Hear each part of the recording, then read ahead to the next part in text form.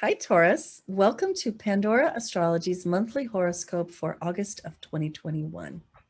We're the astrologers of Pandora Astrology. I'm Jamie Kale Miller, and I'm in Berkeley, California. And I'm Julia Mikos in San Francisco.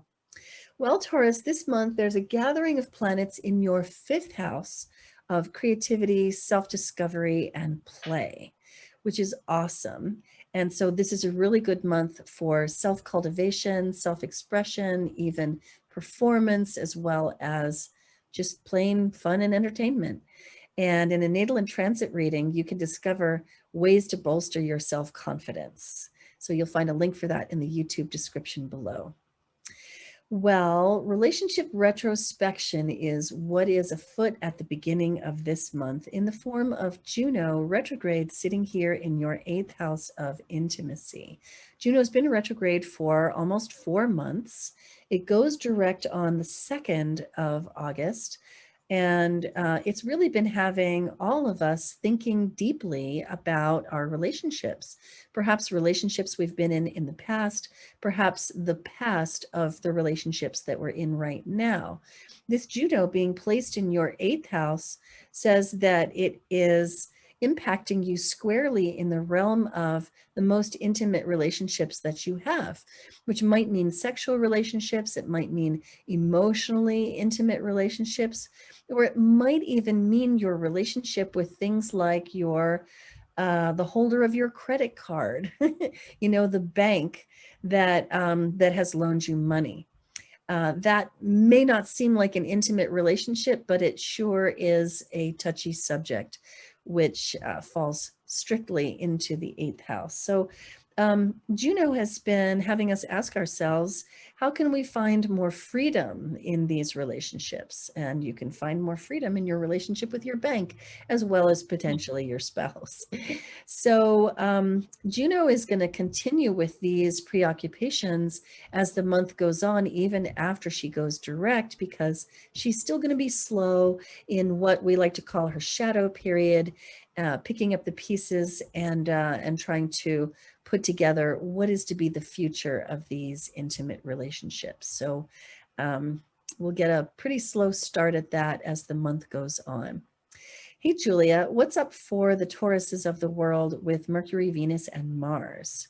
Good question. Well, Taurus, we're going to begin with Mercury. That is the planet that rules our mind, how we speak to others, how we write, how we also learn too. And Mercury begins the month in your fourth house of family and home. The fourth house also can have a lot to do with the past. So your mind might be preoccupied on some past issue which is affecting the present. And you might notice that there's a greater social tempo among you and your family members or the people you live with, maybe more phone calls, more communications of some form. Then on August 11th, Mercury moves into your fifth house of games. Mercury is also kind of a game-loving planet. So if you play any games that involve strategy, any type of mental games or just kind of doing some trivia, then this will be a time where you're just really, really stimulated by the games you play, as well as writing that you might do too, especially if you're doing creative writing during this cycle. Then Venus, the planet of art, beauty, and relationships, begins the month also in the fifth house. And Venus does really well in the fifth house, especially if you're looking to date right now. And if you have a partner, then this could be a time that you guys enjoy some sort of games, hobbies. The fifth house rules nightclubs, casinos, music venues. So maybe you're kind of going out and having a good time with your partner too. Then by the 15th, Venus is going to move into your sixth house. This is a work house. It represents the day-to-day job. So the people that you work with, whether you have clients that you see, customers you attend to, or you deal with your work colleagues and bosses in some way. And Venus is adding a little bit of harmony into the work sphere for you. So a really wonderful time to kind of, whistle while you work and get along well with the people at your job. Then Mars, the planet of action and activity, is in your fifth house all month. So Mars in the fifth house means that you're going to be kind of driven to go out and have fun. And if there's a lot of responsibilities and things holding you back, it could get you a little feisty and stir crazy. The fifth house can also represent children. So if you do have any children, then you guys might run into a few flare-ups as well while Mars is in this house. Definitely a stimulating time in that fifth house this month for sure. Oh, yeah. So got a couple of moons to report, also some Uranus activity and a seasonal change. So the first of these moons is on the 8th, and it's a new moon in Leo, which means your fourth house. New moons are times of new beginnings.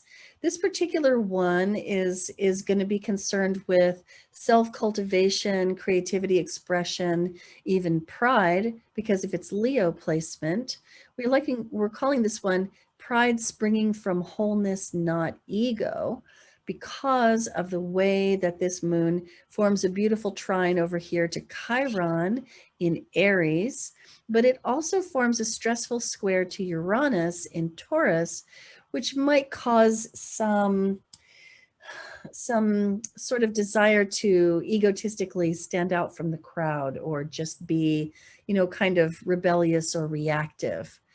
And so we'll be managing, those two very different energies, the easeful Chiron healing process and the stressful sort of interruptive Uranus process. And where you'll be feeling this stuff is probably in your home life.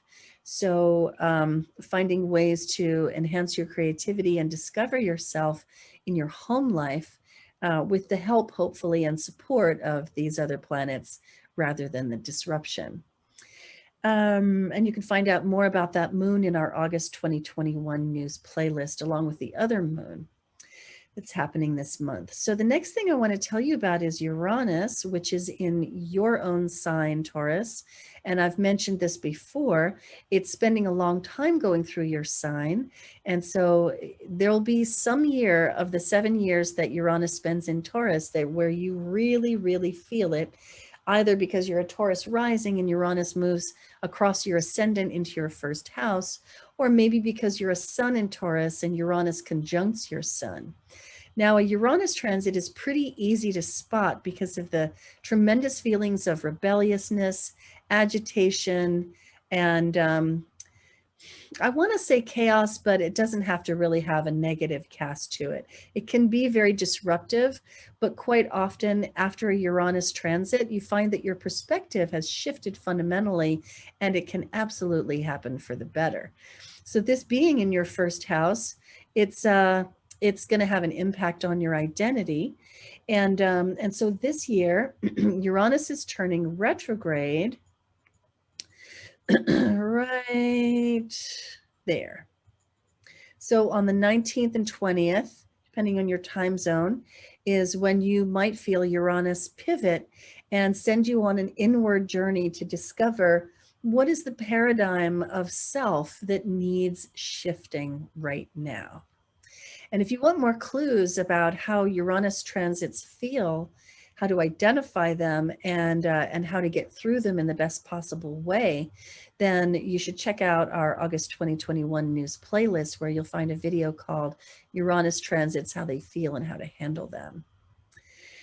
Now, the next thing I want to tell you about is that we have got a full moon with the sun in 29 degrees of Leo and the moon at the very end of Aquarius with Jupiter. And we're calling this one Hot Summer Night Party Moon because it's got such a playful flair to it. That's partially because of the sun in Leo, but also because this emphasis on Aquarius is so like free and fun-loving and just wants to be around people. And Jupiter really adds to that feel as well, the social quality of this moon. There is certainly a chance for things to go off the rails.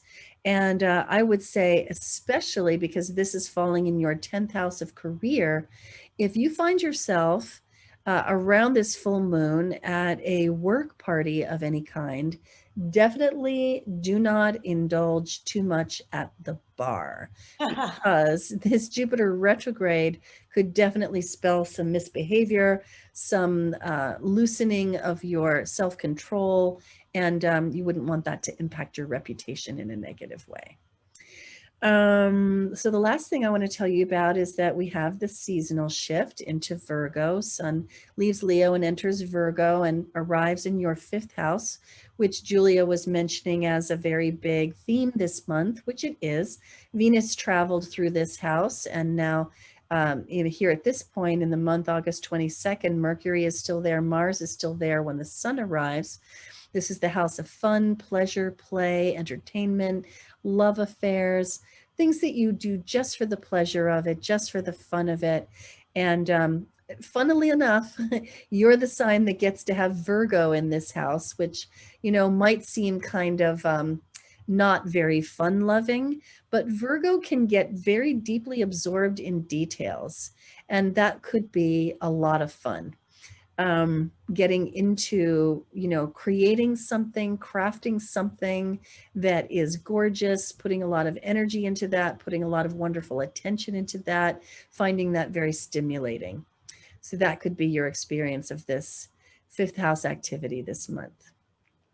Well, that's what we have for you, Taurus. Hope you enjoyed it. You can always find good stuff like this on our YouTube channel, Pandora Astrology, the news, and also the horoscopes. And you'll find that stuff also on our website, pandoraastrology.com, where you can get a reading or even take a class. And until next time, we'll see you around the cosmos. Bye. Bye-bye.